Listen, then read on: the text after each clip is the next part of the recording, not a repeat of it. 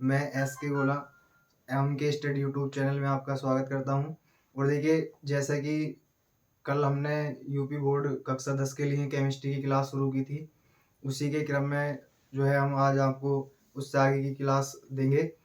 और देखिए, आप जो है हमारे इस एम के स्टडी यूट्यूब चैनल को ज़्यादा से ज़्यादा सब्सक्राइब कीजिए और वीडियो को ज़्यादा से ज़्यादा शेयर कीजिए, ताकि इस क्लास का जो लाभ है वो ज़्यादा से ज़्यादा बच्चों तक पहुंच सके और उनके जो है ठीक ठाक जो है मार्क्स जो है आ सकें। तो देखिए, कल हमने आपको संतुलित रासायनिक समीकरण पढ़ाया था और उसकी हमने आपको डेफिनेशन भी लिखवाई थी।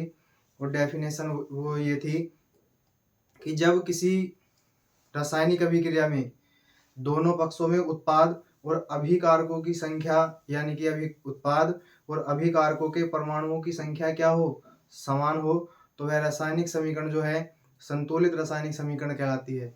अब उससे आगे पढ़ेंगे। तो देखिए, इसमें कभी कभार एक इक्वेशन पूछ लेते हैं, कंकाली रासायनिक समीकरण।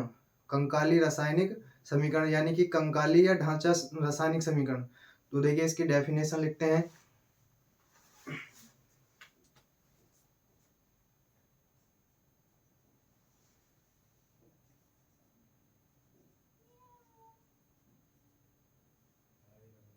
कंकाली रासायनिक समीकरण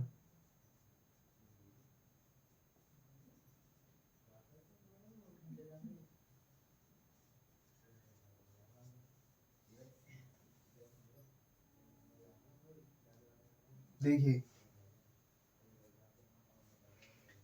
यानी कि कंकाली जो रासायनिक समीकरण है वो ये होती है कि जब किसी असंतुलित, देखिए इसमें कंफ्यूजन नहीं होना, असंतुलित है, यानी कि जब किसी असंतुलित रासायनिक समीकरण को सूत्रों और संकेतों के रूप में लिखते हैं तो वह समीकरण कंकाली रासायनिक समीकरण या रासायनिक समीकरण कहलाती है। यानी कि जब किसी असंतुलित रासायनिक समीकरण को सूत्रों या संकेतों के रूप में लिखते हैं तो वह समीकरण कंकाली रासायनिक समीकरण या ढांचा रासायनिक समीकरण कहलाती है। देखिए, परिभाषा में इसकी नोट करा दे रहा हूं।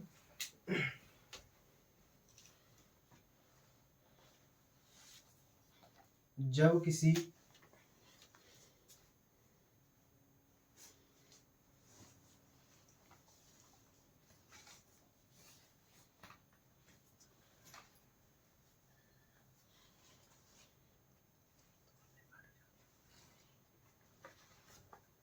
रासायनिक समीकरण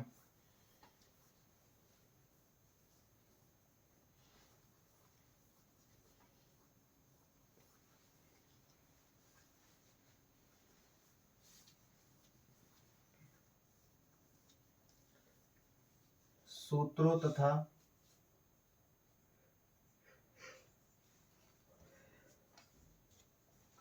संकेतों के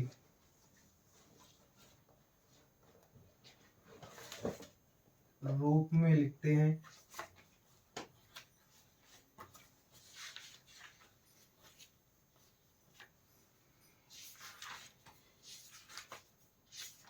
तो वह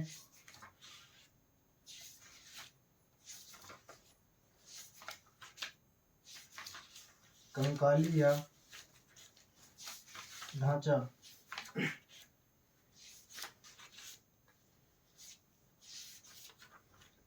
रासायनिक समीकरण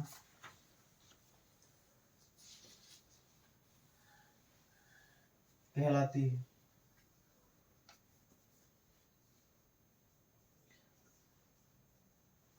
यानी कि जब किसी असंतुलित रासायनिक समीकरण को सूत्रों तथा संकेतों के रूप में लिखते हैं तो वह कंकाली या ढांचा रासायनिक समीकरण कहलाती है।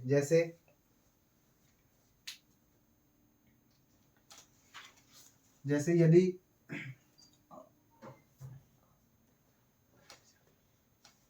जैसे देखिए, यदि H2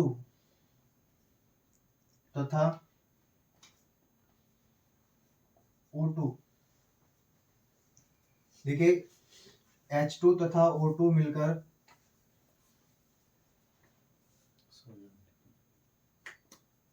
जल बनाते हैं और यह अभिक्रिया जो है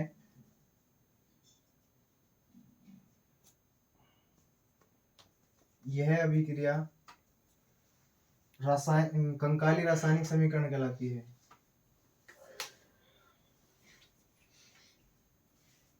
कंकाली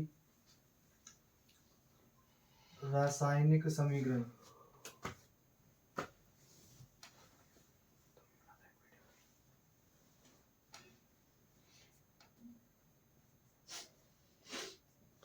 समीकरण कहलाती है। देखिए, जब हम H2 और O2 को मिलाएंगे,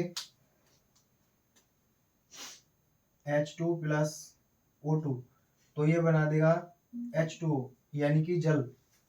अब देखिए, अभी हमने इसकी परिभाषा लिखी है कि जब असंतुलित रासायनिक समीकरण को, असंतुलित का मतलब है कि उसके उत्पादों और अभिकारकों में जो है परमाणुओं की संख्या समान नहीं होनी चाहिए, तो वह समीकरण जो है असंतुलित रासायनिक समीकरण कहलाती है। देखिए, जब किसी असंतुलित रासायनिक समीकरण को सूत्रों तथा संकेतों के रूप में लिखते हैं तो वह कंकाली या ढांचा रासायनिक समीकरण कहलाती है। जैसे यदि हम H2 तथा O2 को मिला दें तो ये जल बनाती है, और ये अभिक्रिया क्या कहलाएगी? कंकाली रासायनिक समीकरण। जैसे देखिए, इधर H2 के कितने परमाणु हैं? 2, और इधर ऑक्सीजन के 2 हैं। लेकिन यदि जब इन दोनों को मिला देते हैं तो ये जल बना देगी।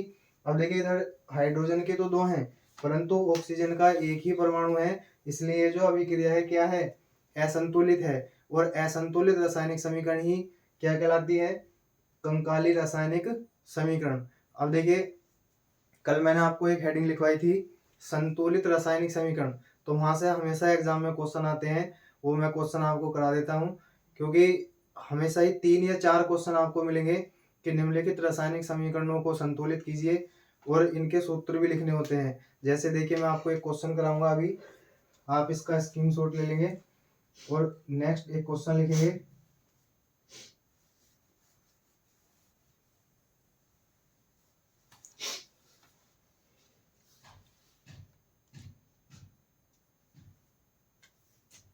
देखिए, क्वेश्चन ये है,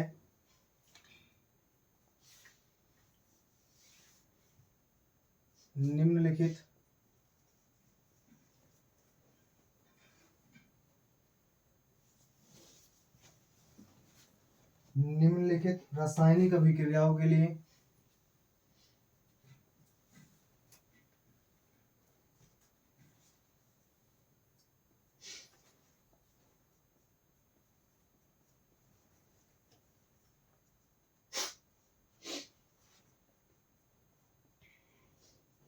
रासायनिक अभिक्रियाओं के लिए संतुलित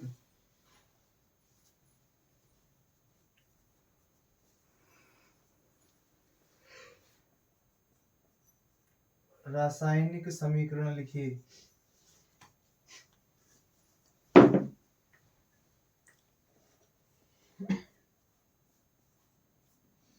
देखिए, तो उसने हमें पहला इक्वेशन दिया है, वो कह रहे हैं यदि हाइड्रोजन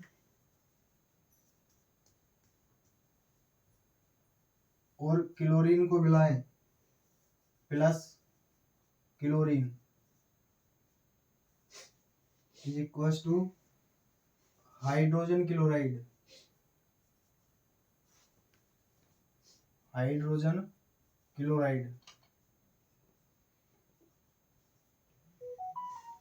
और देखिए, दूसरा हमें ये दिया है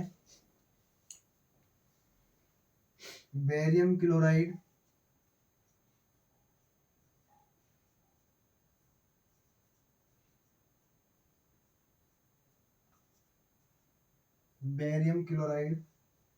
plus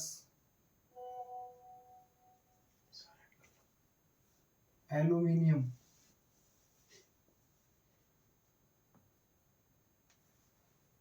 sulphate is equal to barium sulphate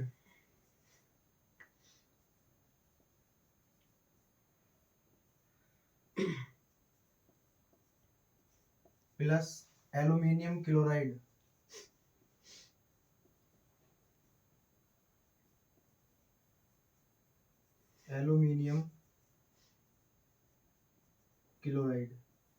और तीसरा जो उदाहरण हमें दिया है वो ये है sodium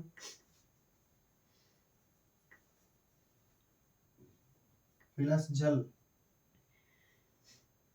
is equals to sodium hydroxide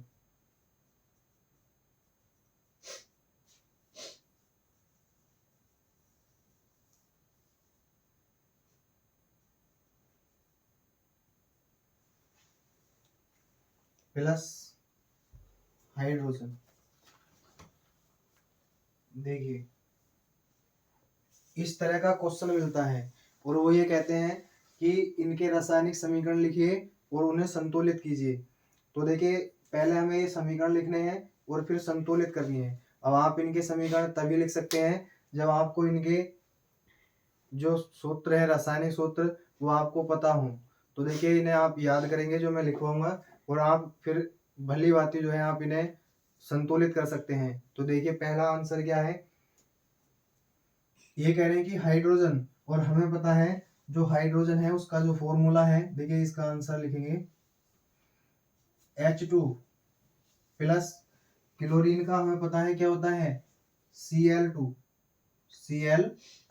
अब देखिए हमें ये जो है ये पता होना चाहिए कि देखिए जब हाइड्रोजन और क्लोरीन को मिलाएंगे तो हाइड्रोजन क्लोराइड बनता है। यानी कि हमें पता होना चाहिए कि हाइड्रोजन क्लोराइड का जो फॉर्मूला है वो क्या है। तो देखिए हाइड्रोजन क्लोराइड का यानी कि HCl।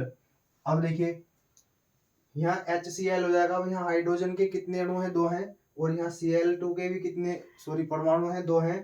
तो इन दोनों को मिला के क्या बन गया है HCl हाइड्रोजन क्लोराइड। लेकिन यहाँ इनका एक एक परमाणु है तो हम यहाँ इसमें जो है 2 से गुणा कर देंगे तो ये संतुलित हो जाएगी। इस तरह से हमें ये समीकरण लिखनी है फिर ये संतुलित करनी है। अब देखिए दूसरा समीकरण है, ये कह रहे हैं कि बेरियम क्लोराइड लिखना है। अब देखिए बेरियम क्लोराइड का जो फॉर्मूला है हमें याद होना चाहिए, हम तभी ये कर सकते हैं। तो इसका जो होगा वो ये होगा BaCl2। देखिए बेरियम क्लोराइड का फॉर्मूला होता है BaCl2 प्लस एल्यूमिनियम सल्फेट का जो फॉर्मूला होता है वो ये होता है Al2SO4 का whole thrice is equals to, फिर ये कह रहे हैं कि बेरियम सल्फेट बनाएगा तो बेरियम सल्फेट का जो फॉर्मूला है वो ये हो जाएगा BaSO4। अब देखिए ये कह रहे हैं कि एल्यूमिनियम क्लोराइड बनाएगा यानी कि AlCl3 ये एल्यूमिनियम क्लोराइड है। अब हमें इसे जो है संतुलित करना है। देखिए इधर Ba जो है ये एक ही है और इधर भी एक ही है। अब यहाँ Cl2 2 है लेकिन यहाँ Cl2 कितने हैं, Cl कितने हैं 3 हैं और यहाँ Cl 2 हैं। अब पहले हम इसे Cl को संतुलित करेंगे। तो इसे संतुलित करने के लिए यदि हम यहाँ 2 से गुणा कर दें, देखिए यहाँ अगर हम 2 से गुणा कर दें 3 से करेंगे, अगर हम यहाँ 3 से गुणा कर देंगे तो यहाँ भी 3 से करनी पड़ेगी। यहाँ 2 से करेंगे, यहाँ 2 से करेंगे तो 2 तिया कितने हो जाएंगे 6, यानी कि यहाँ से जो Cl है वो 6 हो जाएंगे। अब देखो इधर भी हमारे 6 हो जाएंगे। तो Cl2 यहाँ जो हमारा दोनों तरफ बैलेंस है, लेकिन अभी यहाँ क्या है, अब यहाँ Ba कितने हो गए 3, लेकिन यहाँ Ba कितना है 1 है। तो अब यहाँ 3 से गुणा करनी पड़ेगी। अब देखिए इधर भी Ba कितने हैं 3, तो और इधर भी कितने हो जाएंगे 3। अब ये देखिए ये Ba भी संतुलित हो जाएगा। अब जो है हमारे पास इधर देखो Al है, इधर कितने हो गए 2 और इधर भी Al2 हो गए। अब देखिए SO4 कितने हैं 3, तो इधर भी SO4 कितने हो गए 3। यानी कि ये जो हमारी समीकरण है वो क्या हो जाएगी बैलेंस यानी कि संतुलित हो जाएगी। अब देखिए जैसे नेक्स्ट है, ये कह रहे हैं कि सोडियम प्लस जल। अब देखिए ये आप तभी कर सकते हैं जब हमें इनके क्या पता हो, रासायनिक सूत्र पता हो। तो आप इन्हें याद करेंगे। देखिए ये कह रहे हैं सोडियम, अब सोडियम का जो फॉर्मूला होता है हमें पता है कितना होता है Na प्लस जल का हमें पता है क्या होता है H2O इज इक्वल टू, ये कह रहे हैं सोडियम हाइड्रोक्साइड बनाएगा। सोडियम हाइड्रोक्साइड का फॉर्मूला हमें पता है NaOH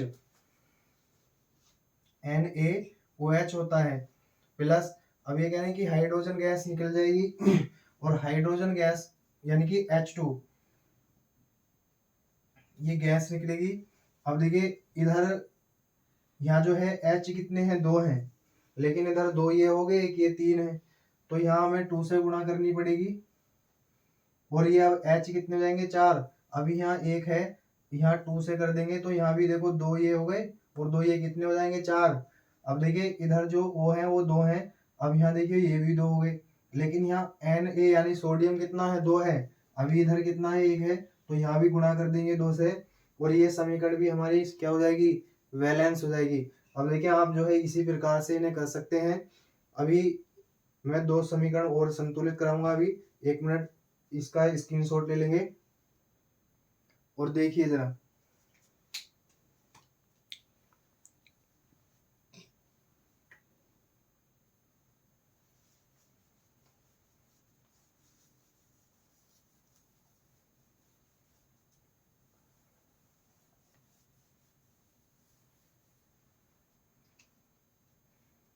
देखिए एक क्वेश्चन हमें दिया है,